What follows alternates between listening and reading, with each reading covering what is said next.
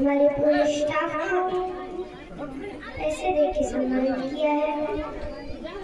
मैं तो कहती हूँ इनके हाथ दान की ओर यूं ही बढ़ते रहे और इनके धन के भंडार हमेशा ऐसे ही बने रहे।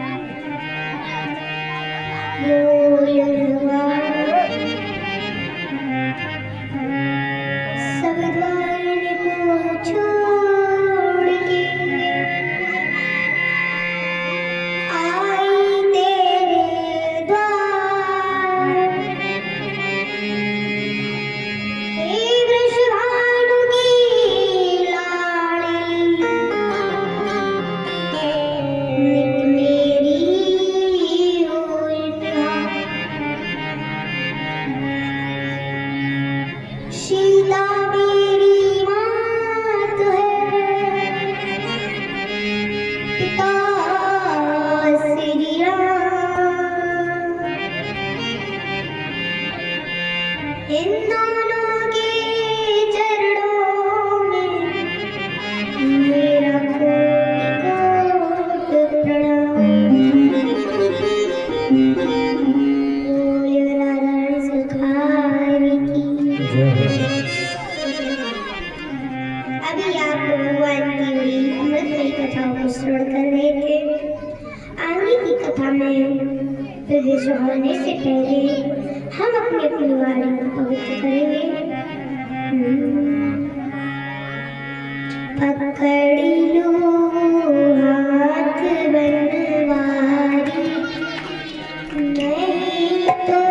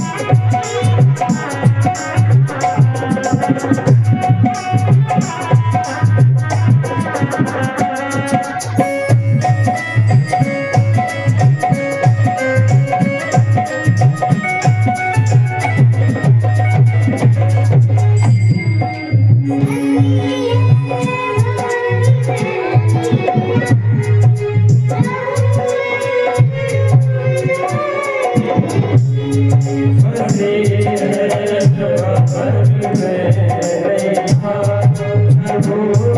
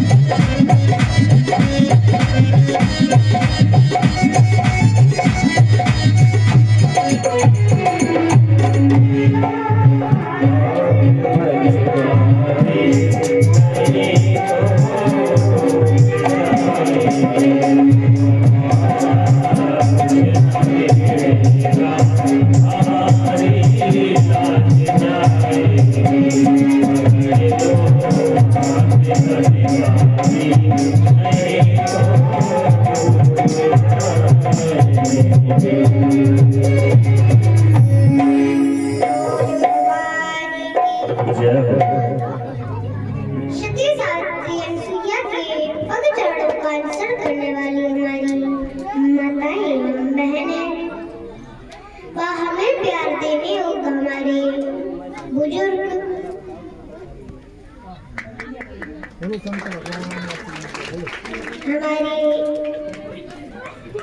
संत जी ने हमें पैसे चढ़ा के सम्मानित किया है। मैं तो कहती हूँ इनके दान पुण्य की ओर ऐसे ही हाथ बढ़ते रहे, इनके धन के भंडार ऐसे ही भरे रहे। इसी के साथ ही साथ हमारे मोनी महाराज जी जो वृंदावन से आए हुए हैं, देवी जी के गुरु भाई हैं, इन्होंने देवी जी पर मुद्राओं की वर्षा के सम्मानित किया है। ये खुद ही गुरु भाई है, हम इनके लिए क्या ही कामना कर सकते हैं, लेकिन हम यही मनाते हैं कि भगवान हमेशा सुख समृद्धि दे।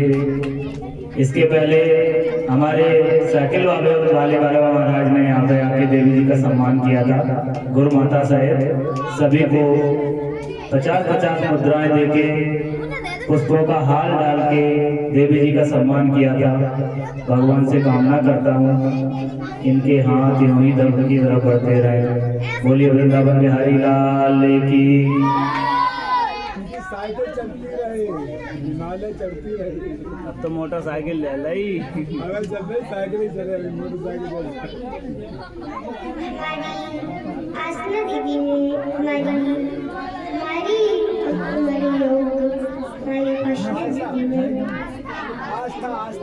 आस्था दीदी ने हमें सम्मान किया है पैसों का हार लगा के। मैं तो कहती हूँ इनके हाथ यूं ही दान की ओर बढ़ते रहे, इनके धन के भंडार ऐसे ही भरे रहे। बोले भगवान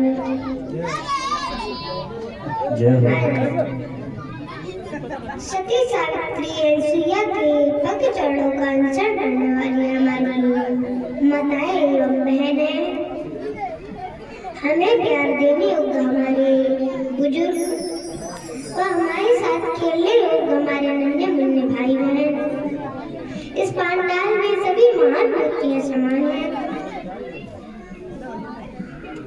और महाराजा श्री सुखदेव मुनि महाराज राजा परीक्षित को कंस वध की कथा श्रवण करा रहे हैं और कह रहे हैं, हे राजा परीक्षित, अब भगवान ने गोपियों के साथ महाराज किया है। यहाँ पर नारद मुनि के नेत्र सजल हुए हैं। अब यहाँ पर नारद मुनि ने सोचा है कि मामा के उद्धार को भी देखना है, मामा के उद्धार भी देखते हैं। महाराज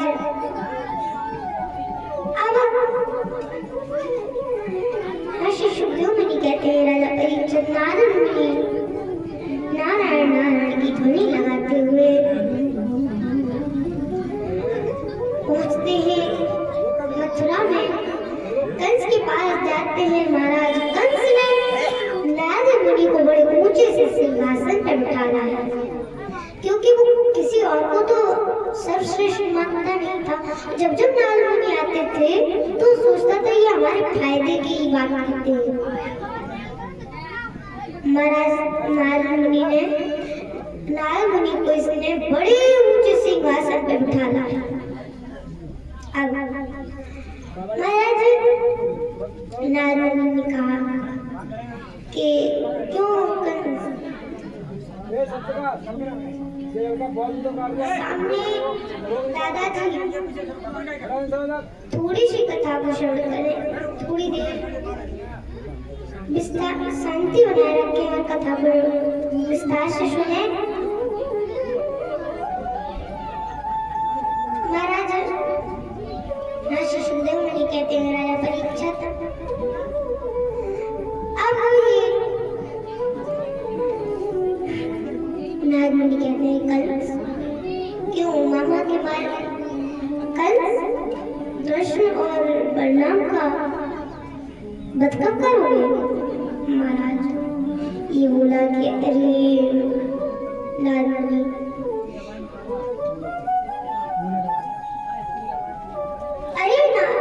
अरे नारद मुनि क्या बताऊं, इसीलिए तो चिंतित हूं। अरे मैंने इतने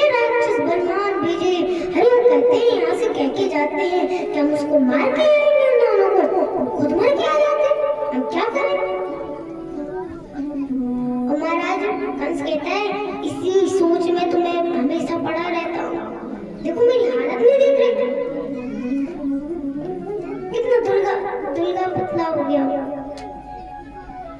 महाराज लाल मुनि कहते हैं देखो मैं बताता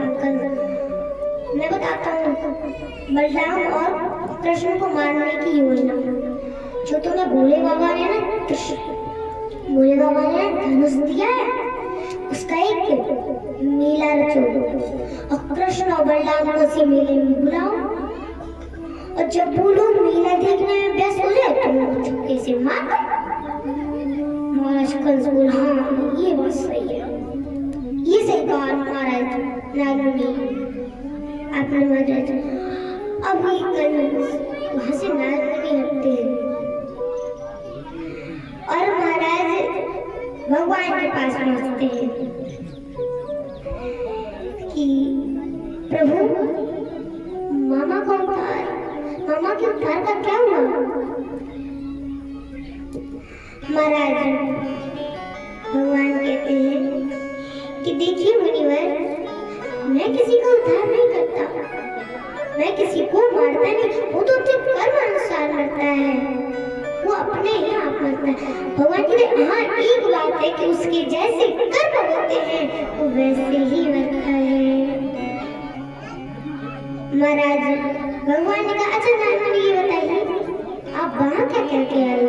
तो नारद मुनि ने दोनों हाथों को जड़ा कहा है प्रभु मेरा तो यही काम है इधर से उधर लगा बताई का, मेरी तो यही ड्यूटी है, अगर मैं ये नहीं करूँगा तो संसार का उद्धार कैसे होगा? महाराज अब इधर इस कंस ने अक्रूर जी को रात्रि में ही बुलाया, कहा अक्रूर जी आप जाइए और कृष्ण और बलराम को लेके आओ। महाराज कंस बोले देखिए अक्रूर जी मैं सब सत्य बोलूंगा, झूठ नहीं बोलूंगा। और कंस बोला अक्रूर जी आप वृंदावन से कृष्ण और बलराम को लेके आओ। महाराज अक्रूर जी कहते हैं ये इतने प्रेम से कृष्ण और बलराम को बुला रहा है, ऐसा तो हो नहीं सकता। महाराज अक्रूर जी ने कहा कृष्ण और बलराम को आप क्यों बुला रहे हो? तो महाराज कंस ने कहा देखिए मैंने पहले ही कहा है कि मैं झूठ नहीं बोलूंगा, सत्य बोलूंगा। देखो मैं एक मेला रचूंगा, किसका? धनुष का, एक धनुष का मेला रचूंगा। उस मेले में कृष्ण बलराम को बुलाना है और जब वो मेला देखने में व्यस्त हो जाए तो मैं उनको छुपके से मार दूंगा। बताओ कथा नहीं सुनी आ रही? अब बस एक ही दिन की बात है, सुन लो थोड़ा विस्तार से। महाराज ऋषि शुभदेव मुनि कहते हैं राजा परीक्षित कंस कहता है कि जब वो मेला देखने व्यस्त हो जाए मैं उनको चुपके से मार दूं। महाराज जैसे ही इतने वचन सुने हैं कंस के मुख से अक्रूर जी ने महाराज अक्रूर जी के नेत्र सजल हो गए। महाराज अक्रूर जी ने कहा कि जैसे उनको आप क्यों बुलाओगे? वो बालक है, मैं ना तो महाराज कंस बोला अगर गए नहीं तो वरना। महाराज अक्रूर जी कहते हैं कि वरना तो उन्हें मार दोगे। महाराज सुबह होते ब्रह्म मुहूर्त में नारद महाराज अक्रूर जी ने अपने रथ को तैयार किया और भगवान को वृंदावन से लेने के लिए चल दिए। और यहाँ पर महाराज अब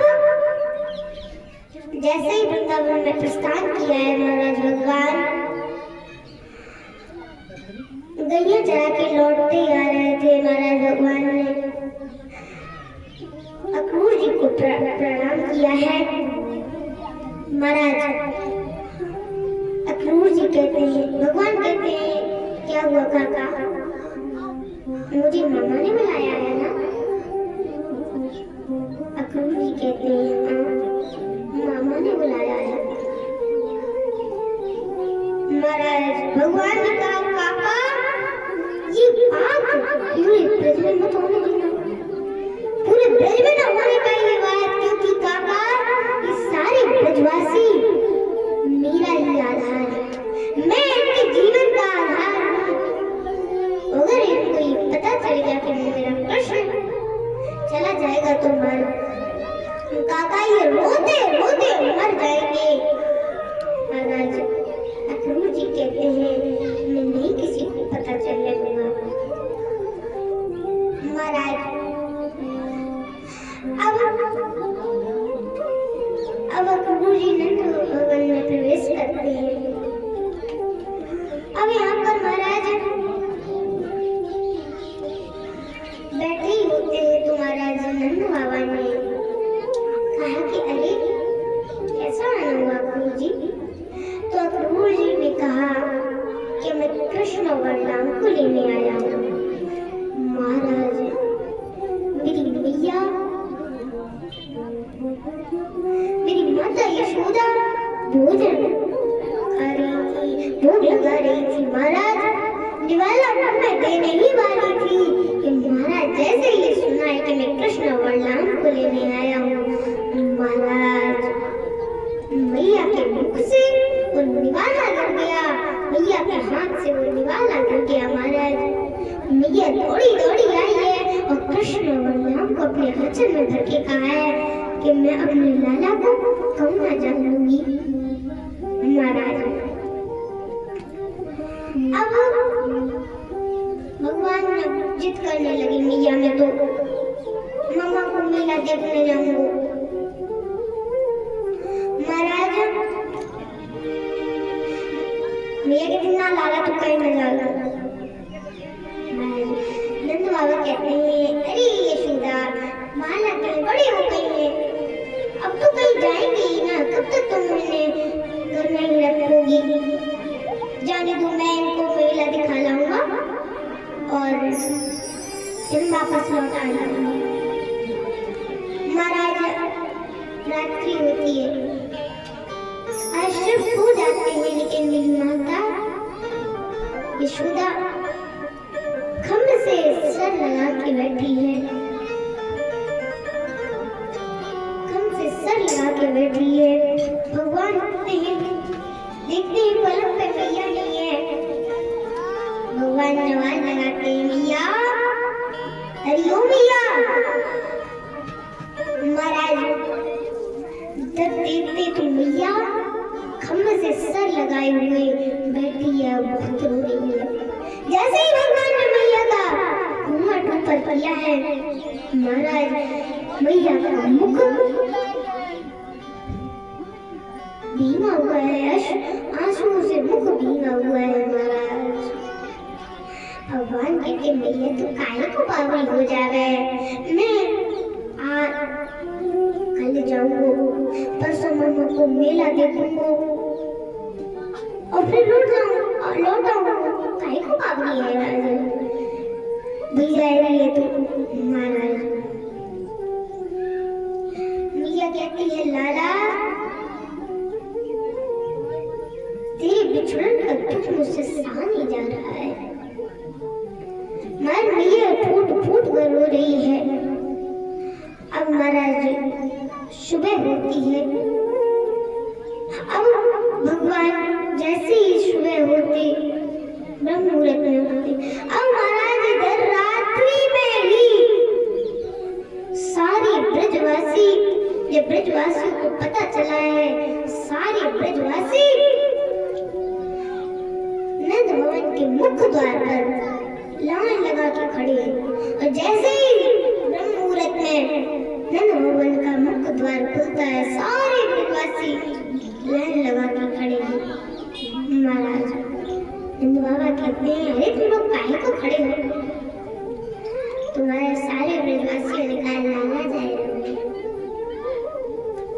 महाराज इधर भगवान और बलराम जी दोनों बालक तैयार हुए। मैया से भगवान का और बलराम जी का तैयार होना देखा नहीं जा रहा है। महाराज मैया अभी मूर्छित हो गई। महाराज अब जब अक्रूर जी भगवान को ले जा ही रहे थे तो अक्रूर जी ने सोचा है कि लाओ सत्य बताता चलो मैया को। और महाराज अक्रूर जी ने कहा है मैया से कि अरे यशोदा रानी, ये तेरा लाला है ना, केवला है, ये देवी की वसुदेव को लाला है और उनको जाने को समय आ गया है। अब ये उनके पास रहेंगे और ये कबू ना आएंगे। महाराज जैसे ही ये सुना है मैया सुन्न पड़ गई है। मैया होती है क्या करूं, मजाक करने को नहीं दिखी, वैसे भी तो मेरा इतना चलता है। तो महाराज अक्रूर जी कहते हैं मैया मैं सत्य बोल रहा हूँ, अब जो लाला थे दोनों कबू ना आएंगे। महाराज जैसे ही मैया को लगा है अक्रूर जी सत्य बोल रहे हैं, महाराज मैया सुन्न पड़ गई है। महाराज वहां से अक्रूर जी जाते हैं। अब मैया महलों से दौड़ी है। गौर वर सभी कहने लगे हैं कृष्ण से जा रहे हो तो जाओ, ब्रज छोड़ के सब दिल तोड़ के, प्रेम ऐसा कन्हैया नहीं पाओगे, हाँ नहीं पाओगे,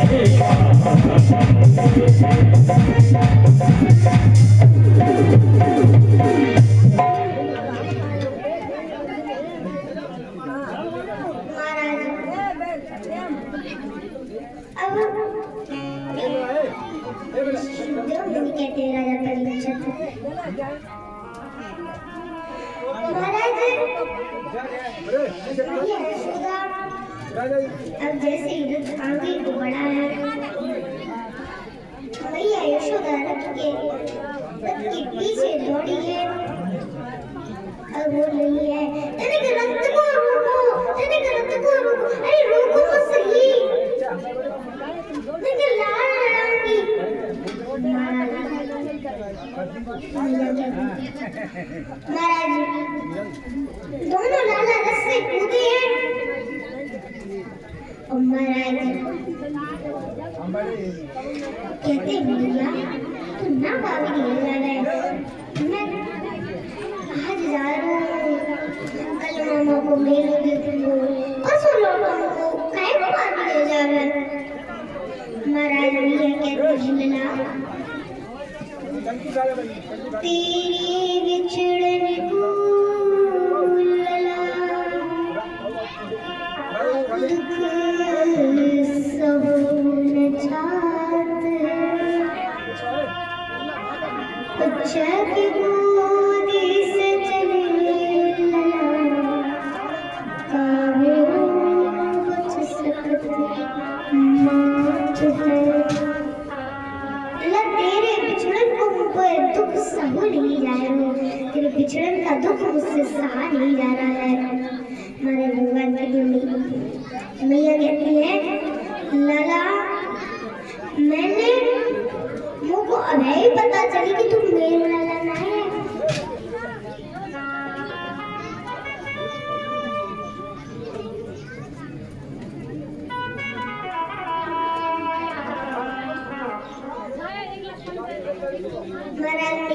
कहती है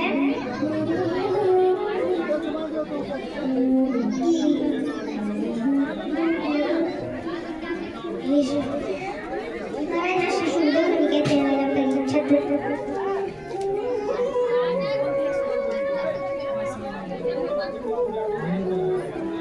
भैया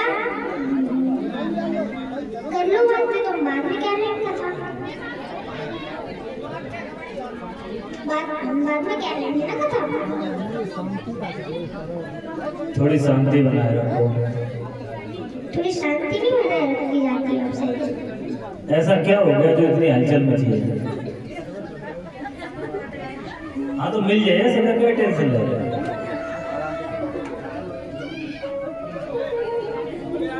या शिशुदेव मुनि कहते हैं राजा परीक्षित भैया कहते हैं लाला को अभय पता चलो कि तू मेरो लाला ना है। तू देवी की बसदेव को लाला और लाला को यह पता होती तू मेरो लाला ना है। तो लाला मैं तुमको तेरे याद लड़ाई लेती, मैं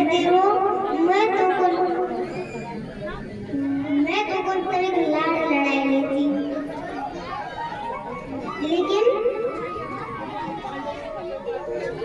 मेरे भैया लोग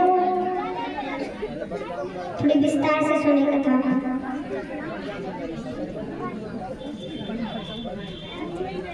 सर्वत बट रहा कि अमृत बट रहा?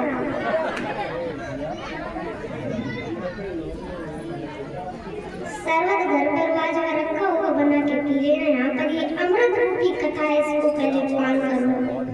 जय हो देवी जी की।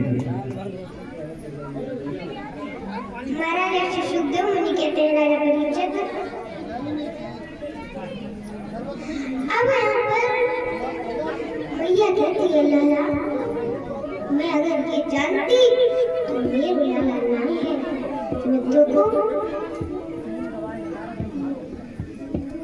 मैं तुमको इतने दुख ना देती। लाला मैंने तुमको एक साधारण सी मिट्टी की मटकी के पीछे तुमको कंकड़ से बांध दिया। लाला मैं कितनी बेचैन हो जाती तो मैंने तुमको मैया कितने बार याद आएगा कथा को विस्तार से सुनो। ये हमारे छोटे बाल को कोई संभाल नहीं सकता।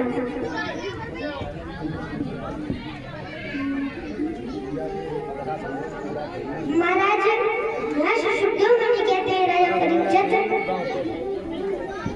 मैया कथा है मतलब करना चाहिए डम डम डम।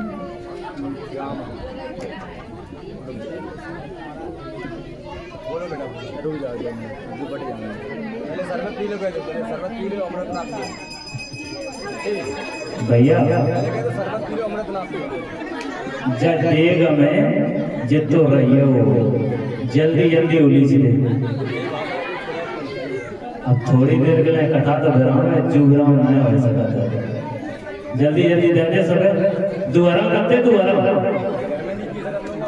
देव सब बैठे हैं तब तक इंतजार वही हो खत्म। बोल वृंदावन बिहारी लाल की। अच्छा अब शरबत चला गया यहाँ से। अब मेरा विनम्र निवेदन है थोड़ी देर की कथा शेष है, उसको बहुत ध्यान से सुनिए।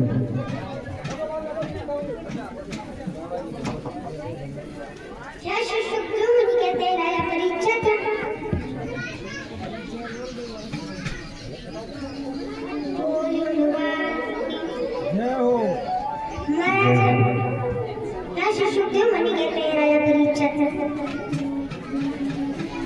अब भगवान भैया कहते हैं लाला अगर मैं ये जानती कि तू मेरा लाला नहीं हुआ तू देवी की बसदेव का लाला है तो लाला मैं तुमको इतने दुख ना देती। महाराज भैया कहती लाला मैंने तुमको एक साधारण सी मिट्टी टूटने की बजाय तुमको ऊपर से बांध दी। मैं तुमको कहूँ सुख ना दिए लाला महाराज दोनों लाला मैया के चरणों में लिपट के बोले, मैया तू क्या कह रही कि तूने मुझको इतने दुख दर्द दिए? महाराज भगवान कहते, मैया तेरे जैसी मैया मुझको युगों युगों तक नहीं मिलेगी। मैया मुझे बाबा जैसे बाबा युगों युगों तक नहीं मिलेंगे। महाराज भगवान कहते, मैया आए दिन कोई ना कोई गोपी खिलाना लेके आती रही, लेकिन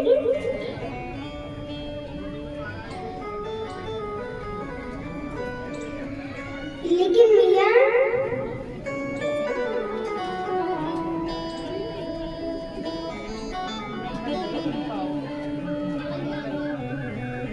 महाराज ऋषि सुखदेव मुनि कहते हैं, मैया अब यहाँ पर भगवान कहते हैं कि मैया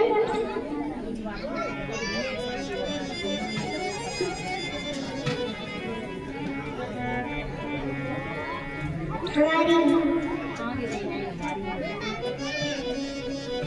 एक थोड़ी सी शांति बनाए रखे सभी लोग। महाराज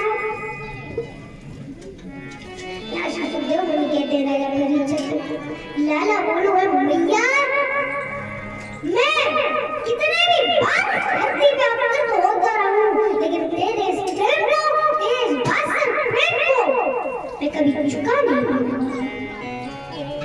महाराज भगवान कहते हैं कि लाख के हाने उल्हान सहे कहूँ निठुरतार भाई। महाराज भगवान कहते, भैया तूने इतने उल्हाने सहे, लेकिन कभी भी कभी भी तूने नहीं खाई। महाराज इतना कह के दोनों लाला खपक के रोए हैं। और महाराज इतने में मैया मूर्छा को प्राप्त हो गई है।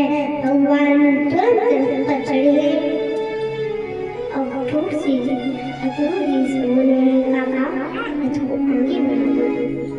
महाराज अब मैया जैसे ही उठी है, मूर्छा से जागी है। महाराज ने देखा कि वो तो बहुत आगे निकल गई, थोड़ा सा दिख रहा है। महाराज मैया ने फिर से फिरना प्रारंभ कर दिया। मैया कह रही, तेरे गलत को रोको, तेरे गलत को रोको तो सही, फिर रोकूंगी मैं थोड़ा सा अंतिम बार अपना लाला को मुख देखूंगी, तेरे गलत को रोको। महाराज मैया कहती है अब रत्नाएं रोको। महाराज मैया कहती है खड़ी होके कि कोयल के सुत गागा पाले, हंस हंस कंठ लगाए, पंख भय उड़ गए लाला, उले अपने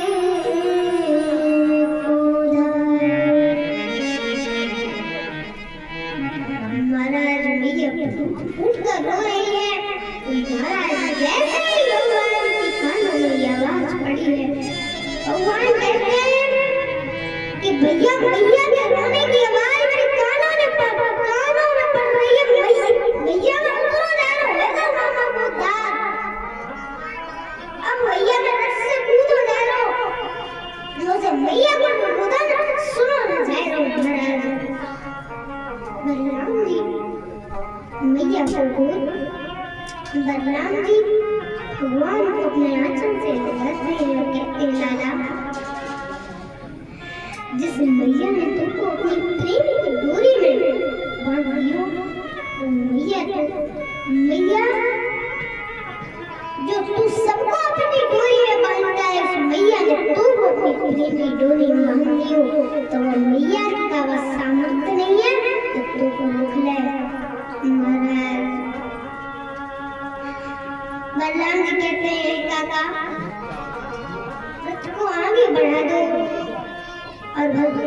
से कहते लाला रख के मुड़ के पीछे मत देखिए तो मेरी सौगंध है।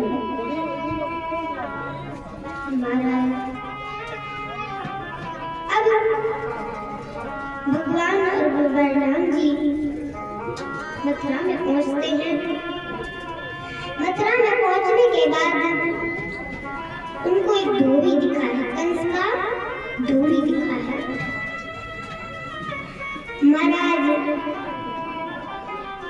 भगवान ने कहा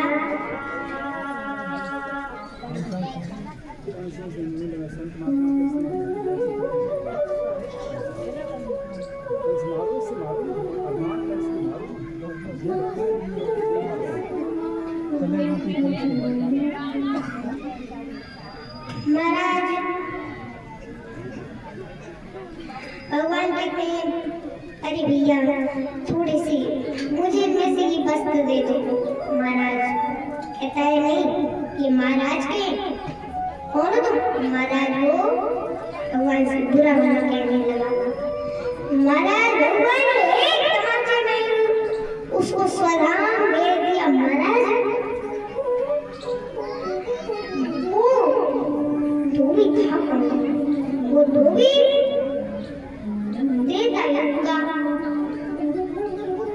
त्रेता युग में था जिसने मैया सीता को वापस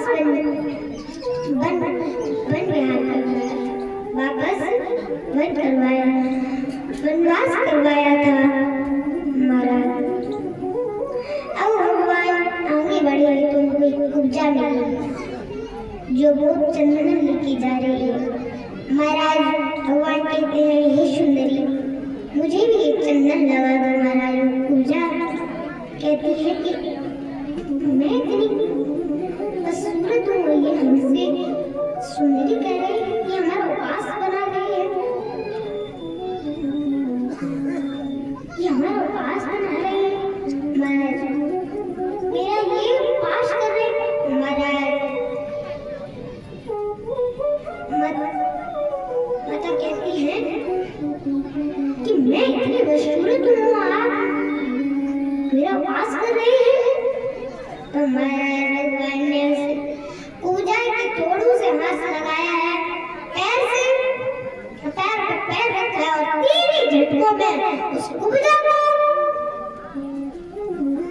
बहुत सुंदर बना दिया है। बोले भगवान की जय हो।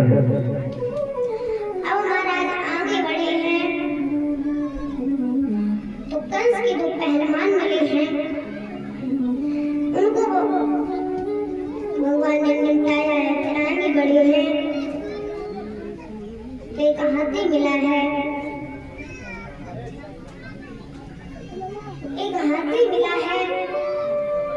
उस हाथी को भगवान ने निपटाया है। उसके दोनों सिंहों को दोनों बालकों ने अपने कंधों पे रखा है। कृष्ण और बलराम कंस की सभा में पहुंचते हैं। महाराज कंस की सभा में पहुंचते हैं। महाराज लाला झट से सिंहासन पर चढ़ गए हैं। मामा के केसों को पकड़ा है और भगवान के आया भगवान के मामा को मारने आयोरी मेरा भरोसा कन्हैया मामा को मारने आयोरी मेरा भरोसा कन्हैया